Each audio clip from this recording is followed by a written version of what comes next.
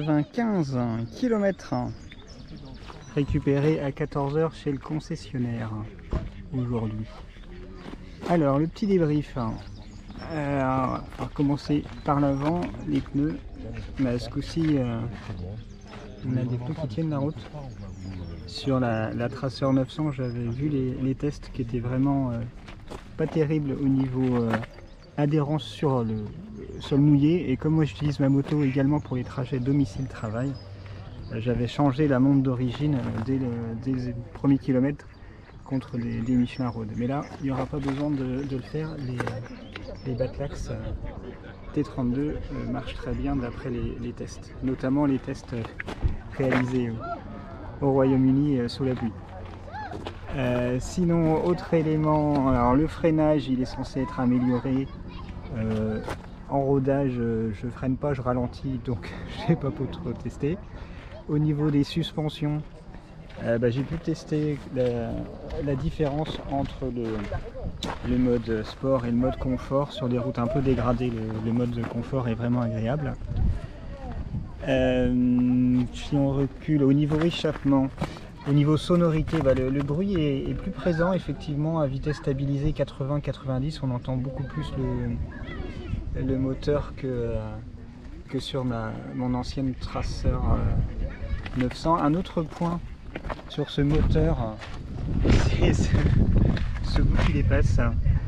Et du coup, effectivement, quand j'avance trop mon pied, je me retrouve avec le dessus de pied qui touche cette partie du moteur. Ça ne le faisait pas du tout sur la Tracer 900. Autre point, l'écartement entre les cale-pieds passagers et cale-pieds pilote sont largement supérieurs à la version précédente, donc on ne se tape plus les talons contre les repose-pieds. Parmi les différences, effectivement un petit point sur cette pédale pour la béquille centrale qui gêne un petit peu, puisque quand on recule le pied, on vient toucher cette partie de la béquille centrale. Cependant, comme elle est vraiment sur ressort, le contact n'est pas désagréable, ça fait un repose-talon, c'est pas très conventionnel, mais ça gêne absolument pas. La selle. La selle, elle reste très courbe comme la 900, mais la partie la plus basse est quand même plus large. Et comme la largeur de la selle est plus importante ici, on a un meilleur confort, on a plus de postérieur en contact avec la selle. Par contre, n'espérez pas reculer et venir mettre vos fesses jusque là, ça fait toboggan, on va forcément ravancer. Pas testé encore le duo.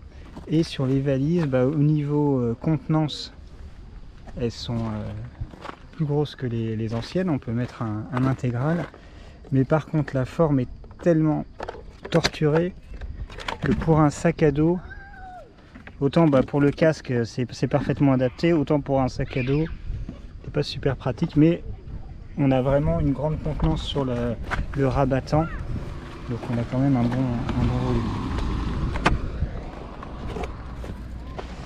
Au niveau tableau de bord, on se retrouve avec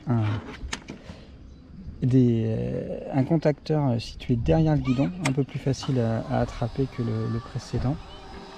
Et après on a du coup les différents modes. Donc de ce côté là on a le sélecteur de mode, c'est la gâchette sur l'avant ici qui vient défiler, et ce qui est écrit en gros là actuellement TCS mode, c'est ce que je peux modifier en venant sélectionner plus et moins avec le pouce. Et là on défile les différentes options, le D-mode, donc la partie cartographie moteur, le mode de suspension A2 confortable, A1 sport. Les modes, il y a 3 modes, un le plus permissif de un peu plus de contrôle et le mode manuel qu'on peut configurer comme on souhaite, et les 4 modes de cartographie moteur.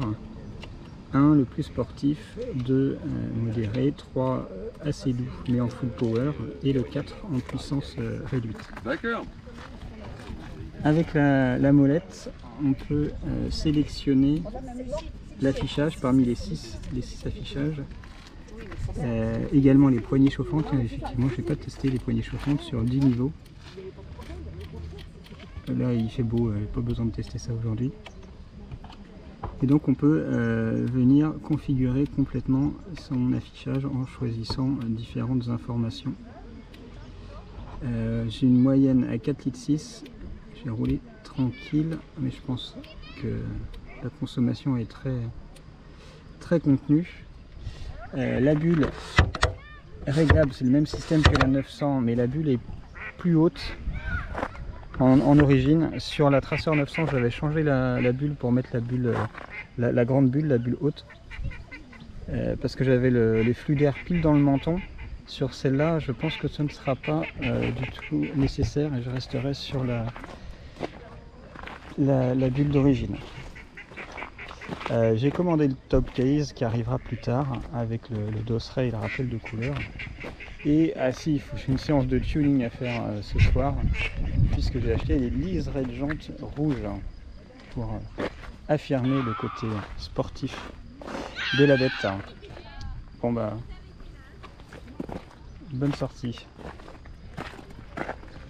Et les fameuses suspensions pilotées.